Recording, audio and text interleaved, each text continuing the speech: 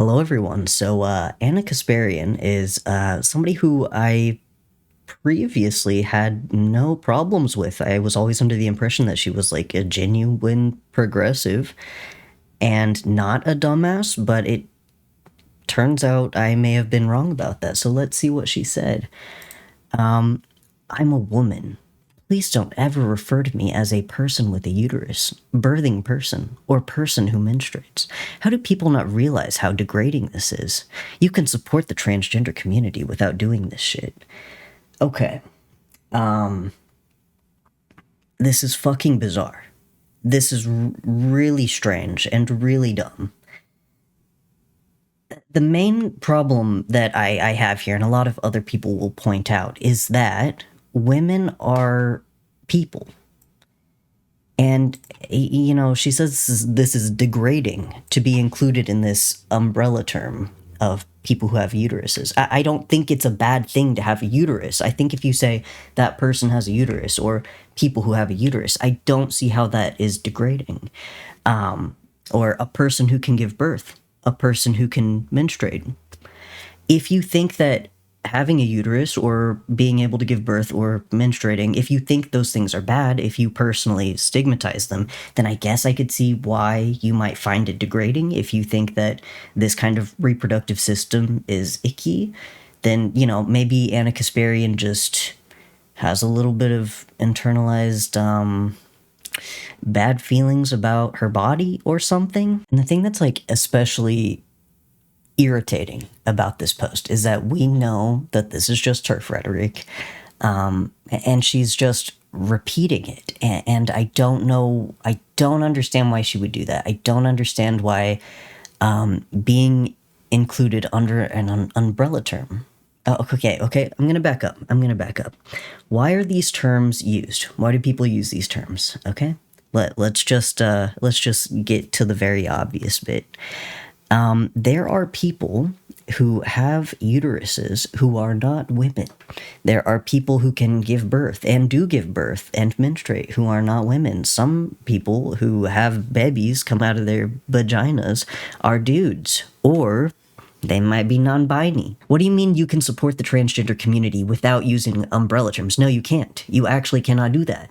If you are calling trans men women because of their body parts, you are not supporting the trans community. You are being transphobic. Actually, that's all you're doing. That's the only thing you're doing. And the thing that a lot of TERFs and people who repeat this rhetoric will say, they'll say, you are reducing people down to their body parts. And no, that's actually what you are doing. If you are turning the word woman into synonym for having these body parts and functions, and you are making like anyone who doesn't fit this mold, you're excluding them. You are boiling down these people to their bodily functions. It's gross. It's weird. You shouldn't do that. When she says person with a uterus, birthing person, or person who menstruates, I think, to be kind to her, I think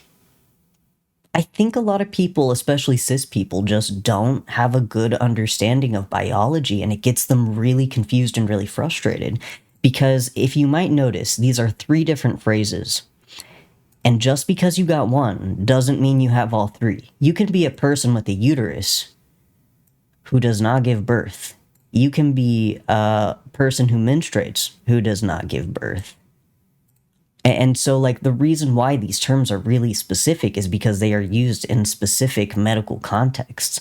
So, for example, if you're writing an article about menstruation, then person who menstruates is a good term there. If you're talking about, like, uterine atrophy or other kind of, like, problems that a person can have with a uterus, then your target audience is specifically people who have uteruses and no one else. It doesn't matter what gender they are. It doesn't matter if they have ovaries or not. It doesn't matter if they have a cervix or not. The focus is the uterus. And so, like, for example, you could also be trying to target an audience of people who have blue eyes. And I don't think, as a person with blue eyes, that I would feel dehumanized or degraded by that. I can't imagine why anyone would, actually. I respect you a lot, but this notion that the mere existence of trans-inclusive terms, rarely used in casual convos, somehow degrades women comes right out of the right's anti-trans war on women playbook. There's a reason why they're praising you for this. 100% accurate, the Humanist Report, thank you. She responds, hey Mike, you're a guy who has no clue what it's like to have your reproductive freedom taken away. I am a guy who does. I'm a guy who does. I guess that means that I get to have, I'm one of the minorities who gets to talk about this. But consider what it's like to have these same lawmakers who fail to protect our rights turn around and call us people with uteruses. It's not inclusive if cis women hate it. It's not inclusive if cis women hate it. You know, the first thing that I want to say is that a lot of cis women have no problem with it because they're not transphobic. Cis women who aren't transphobic don't have a problem with it. So I think this might be one of those things where, you know, you're imagining that all cis women have a problem with it. They don't. And if you are a cis woman who has a problem with this terminology, I think that you might want to do a little bit of reflection and think about why. Why do you have a problem with including people who aren't women in conversations about their own goddamn bodies? You're a guy who has no clue what it's like to have your reproductive freedom away. She's probably never had an abortion before. Has she ever? I've had an abortion before. I've been sexually assaulted before. And she's gonna do this thing where she's like, I'm the minority who is harmed here, not trans people. No, trans people are harmed by this. Fuck cis women. I do not care. I do not care how cis women feel about it. If a few cis women feel like, oh, I don't like it. Why are you calling me a person with a uterus instead of a woman? If you ask your doctor to call you a woman one-on-one, she's gonna call you a woman. You're one of those fuckers who, I saw an article on Men's Health because I was curious. I heard somebody talking about like a sex position, and I was like, I need to learn that sex position. I need to know it. This actually happened a few days ago. I'm not fucking around. This is a real story.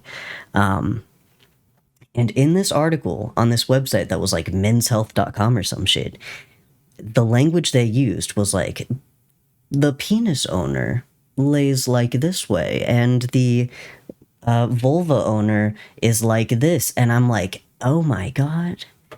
I didn't know that like mainstream websites like this, like I wasn't expecting that whenever I clicked it. I was expecting the cis-normative language, and I was impressed and thrilled by it. And of course, the first thing I thought is, I wonder how many people have been incredibly fucking upset by reading this, going, vulva owner?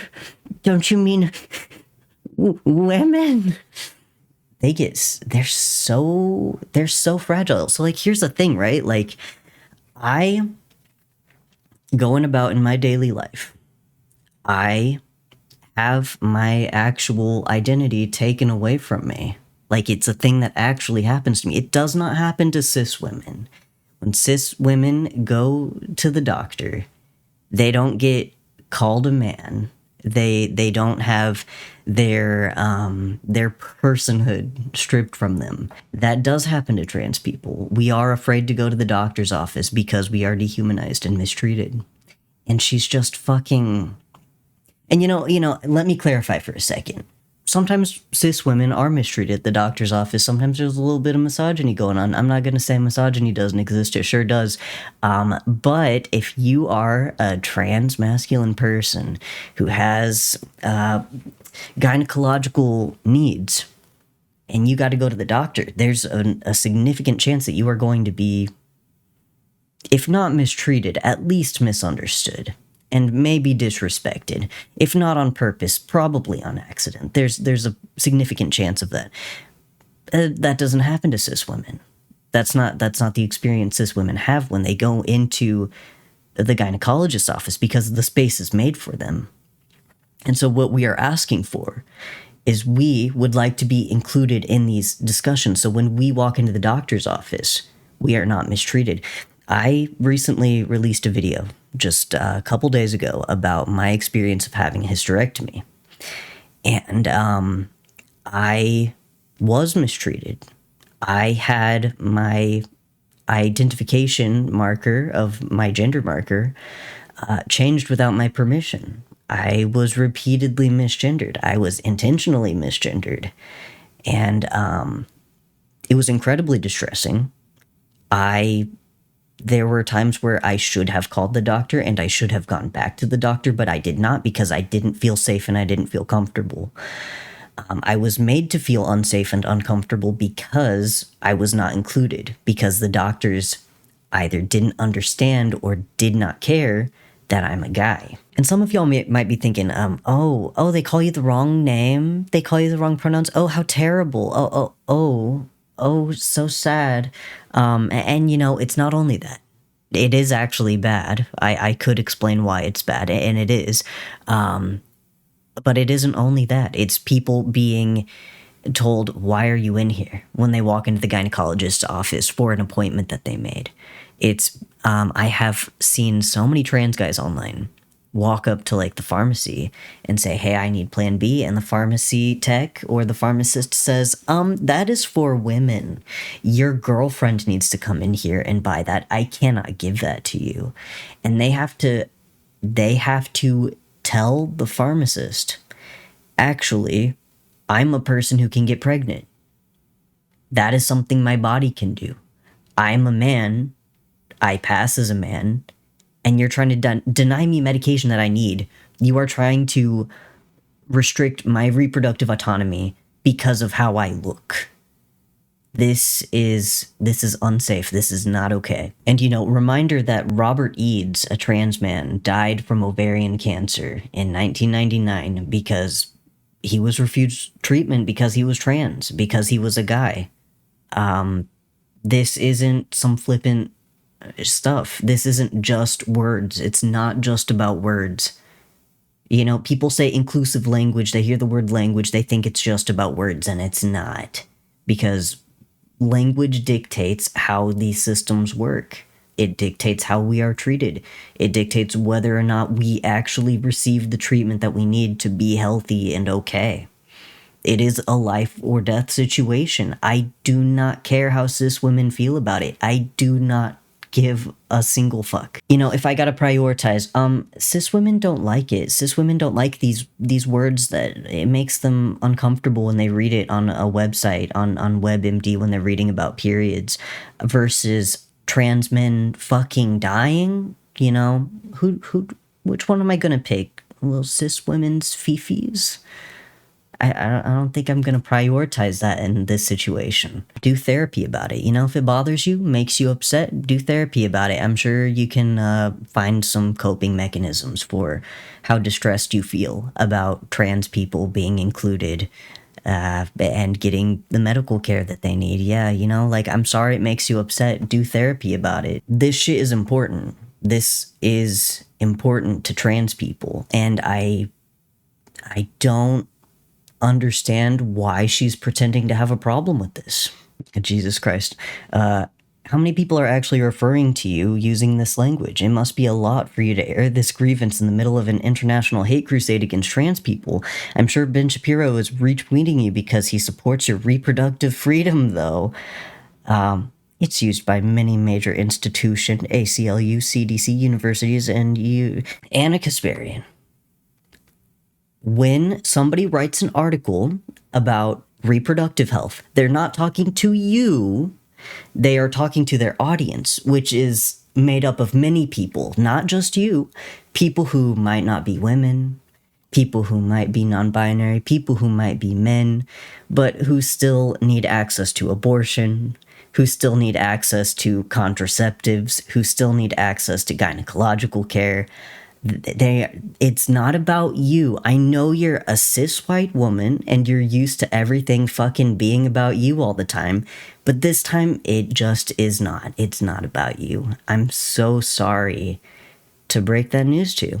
And you know what? Let me clarify. I don't know if she's white. She's, at least to my eyes, white passing. Not that it matters that much, but it's just there's this tendency for cis women to pretend they are as marginalized, as other groups that are significantly more marginalized than them. And, you know, like right now you're probably thinking like, oppression Olympics, but it's just,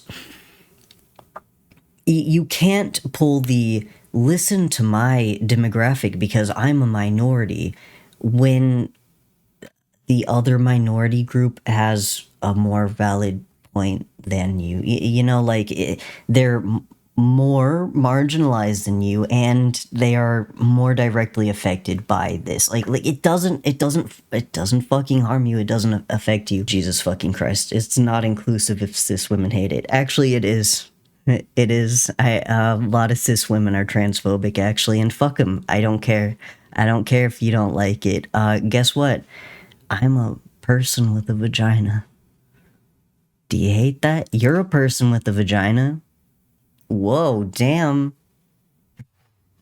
Terrible. How could I say such a thing? Terrible thing to say. You know, I just get incredibly annoyed at people playing the like, oh, I'm a cis woman card and like, oh, you got to listen to me because I've been through all the shit that this minority group goes through. And it's like, first of all, could you validate the reason why? Like tell me your trauma. Tell me the cis woman hardships that you have gone through that uniquely affect you and don't affect trans people, because you know all the shit that people talk about that women, cis women, go through, I have actually personally gone through it probably more times than most cis women have gone through it. You know, I've met a lot of cis women who haven't been sexually assaulted. I've met cis women who have been sexually assaulted one or two times. And you know, motherfucker, like if you're gonna do the oppression Olympics, like the trauma Olympics bullshit with me, I lived with somebody who sexually assaulted me several times a week for 2.5 years,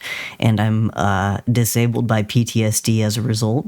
Still going through some pretty intensive therapy. It's put my life on hold for a few years, and I was actually I became pregnant as a teenager as a result of sexual assault and had to get an abortion. And I'm trans, and I've had to deal with being misgendered by and feeling unsafe, made to feel unsafe in the fucking doctor's office because of my demographic. Like, and I'm supposed to listen to you? We're supposed to listen to you because you're a woman? Like, shut the fuck up. You don't know what you're talking about. I do not care. Nobody cares. And you know, besides all that, like, just because you are a part of a minority group doesn't mean that you're fucking right about anything. Just because you've had experience doesn't mean you're right about anything. There's people who are women who've had abortions, who've been sexually assaulted, who are conservatives. Like, what? Well, I am not gonna listen to them. Nobody should listen to them. They're fucking stupid. This is stupid. So yeah, I'm eagerly awaiting an apology. And of course, like, the thing that's the most frustrating about this is that it doesn't take away anyone's ability to call themselves the gender that they are. That's why it is inclusive. You know, you use the umbrella term, and then if you have like a one-on-one discussion with somebody, they're going to be calling you she, her. I presume they're going to be calling you a woman. They're not going to be like, hello, yes, I see that I have a person with a uterus here. No, they're gonna call you Anna. Hi, Anna. That's what your doctor's gonna say to you. I can't imagine pretending to be mad about this. I just, like, how did she get worked into a frenzy? Or, like, did somebody pay her to post this? I don't understand what is going on through this bitch's head.